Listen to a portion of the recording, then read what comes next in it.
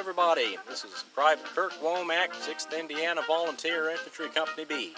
We are a Civil War reenactment unit based in southern Indiana, and I have decided to make a series of videos that will discuss little talked about subjects in Civil War reenacting. Subjects that I have not heard talked about very often, or explained very often. Today's video is going to be on the subject of Civil War timepieces, pocket watches to everybody else. I have seen very few truly accurate Civil War watches at reenactments. I've seen a few, but not too many. Most fellers, they get the inexpensive battery-operated pocket watches from sutlers. Every sutler carries them. And excuse me, do you have the time?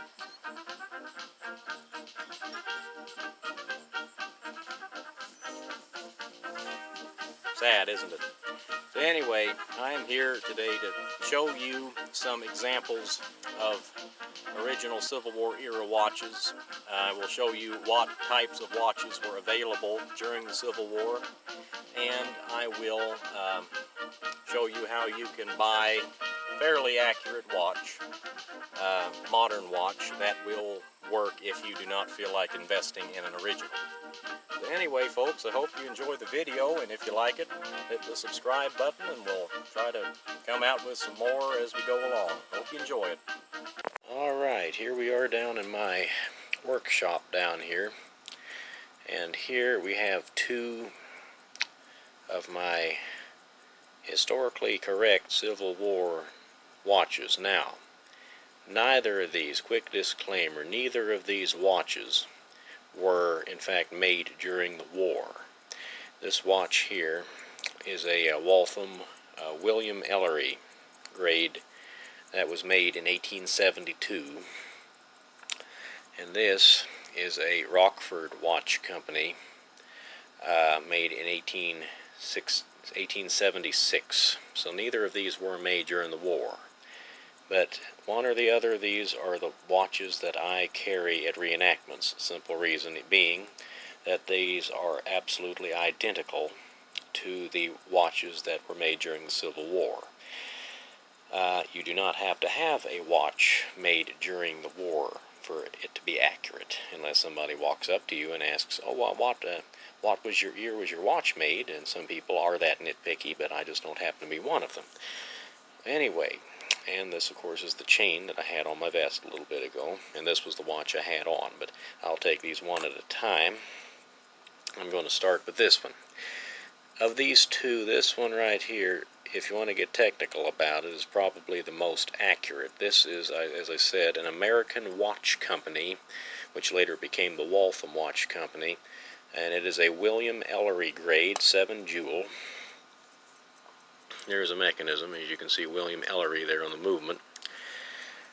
The American Watch Company was the only company in the United States that was making watches during the Civil War.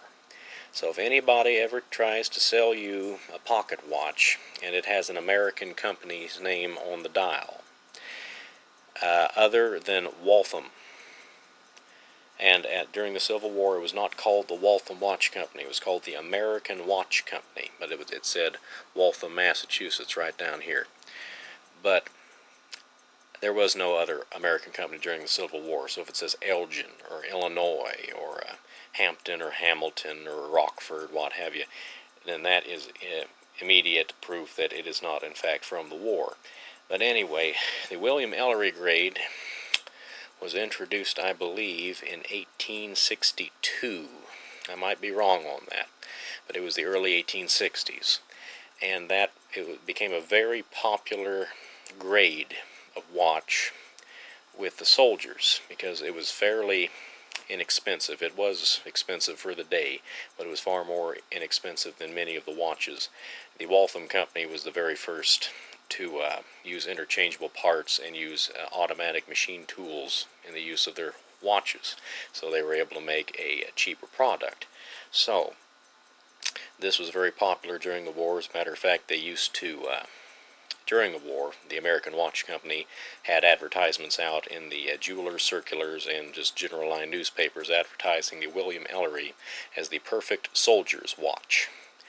Because it was cheap, it was durable, and as you can see, this one was made in 1872 and it still runs perfectly well. But anyway, the way to tell, and this is a nice easy rule of thumb, excuse me about that, rule of thumb to remember with Waltham watches, if you want to know instantly whether or not a Waltham watch was made during the Civil War, if it has a serial number of 125,000 or lower, it was made during the Civil War. Any higher than 125,000, it was made after the war. So if somebody has a Waltham William Ellery or any other grade of Waltham watch and it looks like this, and they tell you it's from the Civil War, all you have to do is look at the serial number. If it says it's higher than 125,000, it is not from the Civil War. As I say, this one was made in 1872, and the movement model. This is the model 1857 movement, and this is the same identical movement. It never changed. That was used all the way through the Civil War. It started in 1857, and they made it all the way through the Civil War up until 1874. So this is one of the later ones, but this movement looks no different than the ones that were made during the war. So this is a very accurate watch, and if nobody looks at the serial number, there's no way of telling whether this is from the Civil War or not. An interesting side note, the William Ellery was a watch that was favored by Abraham Lincoln as a presentation watch. He gave several William Ellerys away. He gave many other kinds of watches away as well, but William Ellery was one that he was noted for, and he also reputedly carried one. So this is kind of a little, this is a fun watch to carry at a reenactment.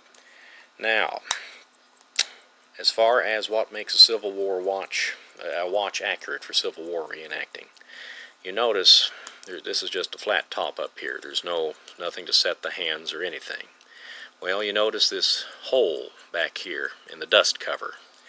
That is for this key, which goes on the watch chain, and you put it in there, and that's how you wind the watch. It's called a key wind and key set watch. To set the hands, you open up the bezel, the glass in front, you put the key on a little square on the hand, and you use that to set the hands. So it's called a key wind and key set pocket watch. And this was, if you really want to be spot on accuracy wise, you should only carry a key wind key set watch. Now, fellers will tell you, oh, they had stem wind watches, and let me show you one of those. This is a stem wind pocket watch. As you can see, it has the winding stem, and that's for winding the mainspring, and also, yes, you pull the stem out and you can set the hands. This did not become prominent until the late 1870s, really not until the 1880s, but it started becoming more affordable. It was invented in the 1840s, but it remained a very expensive feature for a good many years. So this, if you can afford nothing else, this watch right here is a whole lot better than one of these. Well, here, you've all seen them. This one's in bad shape, it's missing the bow, but watch like this, you know. And this one is mechanical, but see, you can see the movement from the back like that, and it's all fancy engraved. This thing is about as inaccurate as you can possibly get. For one thing, a hunter case watch, the number 12, never faced up like that, always faced like this. There were watches made that resembled this, but they were extremely expensive watches. Nothing that a soldier would ever carry. And also, if a soldier had a very nice gold watch, which is what this is trying to mimic, he probably, if he was smart, would not take it on campaign with him. If he had to have a watch, if he felt like he had to have a watch, he would he would more than likely buy a William Ellery or something of that sort. But anyway, so this, of the two I have here, this is the more accurate, if you want to get technical about it, because the William Ellery Waltham was around during the war. It was a very popular watch with the troops. So that is this. Now this is called a hunter case pocket watch. This is open face because there's nothing covering the dial other than the crystal. This is a hunter case watch. You push the button down and it's spring loaded and opens right up. This one, as I said, is a Rockford Watch Company. It was made in 1876, but it is absolutely identical to the watches, the hunter case coin silver watches that were made during the war. And if autofocus will get going, maybe you can actually see. Maybe. Come on now. There we go. Anyway, that is the movement, very similar to the other one. And each watch company had their own design of movement. Same thing, it's a key one key set. The only difference is it has the cover over the dial, and this would have been a little bit more expensive, the case. Now, whenever you bought a watch in the 1860s, all the way up through the early 1900s, you would buy the movement separate from the case. And then you could pick out any case you wanted. They were all interchangeable. And you could go as expensive a case as you wanted, or you could go as cheap a case as you wanted. If you wanted a nice movement, a cheaper case, you would do that. If you wanted a nicer case and a cheaper movement, you could do that too. But anyway, this one I like because, obviously, the hunter case, it makes it far more durable. You don't have to worry about breaking the crystal. And it's a nice, heavy, it feels good in your hand. It's a nice, heavy watch. It's coin silver. It weighs about 8 ounces, this thing does. So it's 6 to 8 ounces, so it's a good, heavy case. This is considerably lighter, and also these are very large watches. Now, you compare these two watches. That's another thing that bugs me. That's a replica. That's the normal size of a replica. They're considerably smaller. Back in the 1860s, this would actually have been considered a lady's watch by the size of it, also by the ornateness. Men's watches were fairly simple in appearance, and they were very large. These are 18 size watches. There were smaller watches, and men did carry them, but it was a little bit unusual. As far as looking for a watch chain, now this is an original. I don't believe it's from the Civil War era, but it's of the type. Whenever you're trying to pick out a watch chain for your period outfit or uniform or what have you, you always want to get the heaviest chain link you can, because the lighter weight chains did not come until about 1890, 1900, when watches began to be lighter. You want a nice heavy chain. If you can find a chain that is made out of braided hair, that is great. They're very expensive usually. If you can find a good deal on one, that's wonderful. Those were very popular. Either their wives or sweethearts could make one for them, or they could buy them out of a jewelry magazine or catalog. But I paid $10 for this chain at an antique auction. It's probably about 1880 or so. Just a gold-plated, gold-filled chain. There's nothing special about it, but it works perfectly, and it's perfect for the time period. Like I say, these two watches right here, if you really want to be spot on accuracy-wise, these are what you want. You want a key wind key set, either open face or hunter case.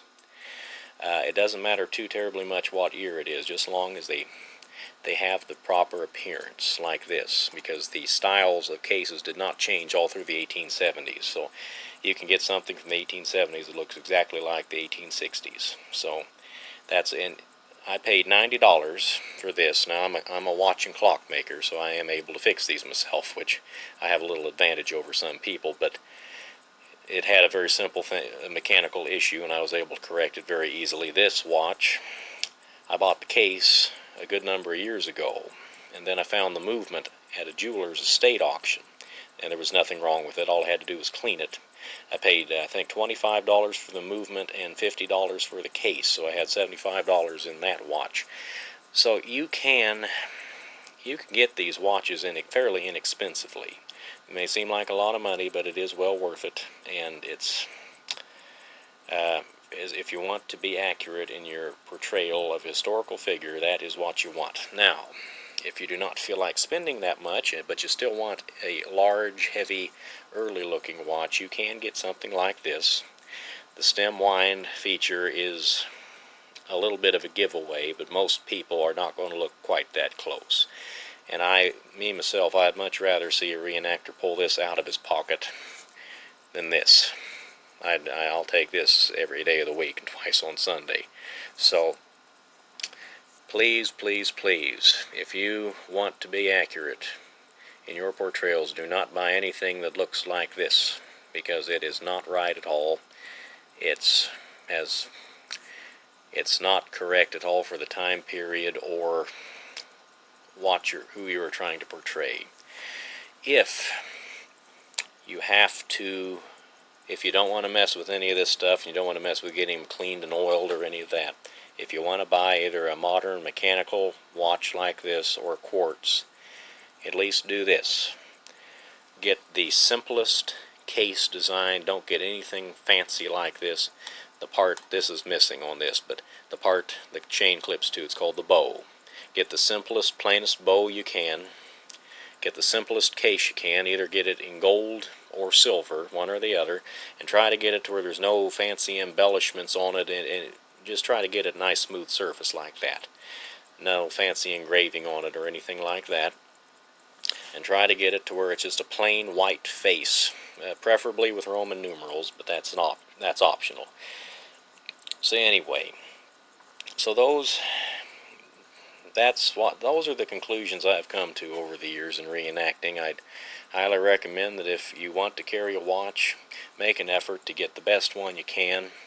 And if you don't feel like getting